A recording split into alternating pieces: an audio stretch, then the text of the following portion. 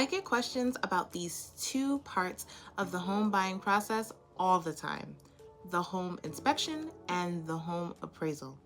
Let's get into a quick lesson. So, the home inspection.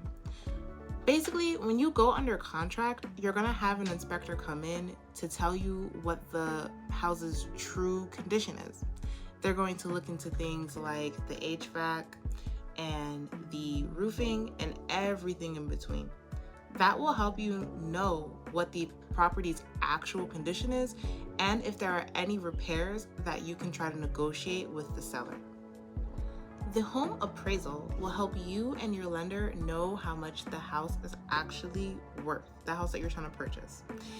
It will allow for you to be protected from overpaying, and it'll also allow the bank to not lend you more than what the house is worth.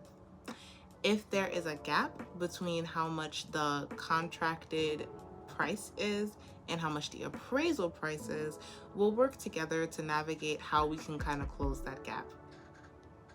Let me know in the comments below if you've learned anything from this video. Also, let me know if there are any real estate terms that you would like me to demystify, or any steps to the home buying process that you'd also like to know about. I'll catch you in the next one. Thanks for watching, bestie. See you later.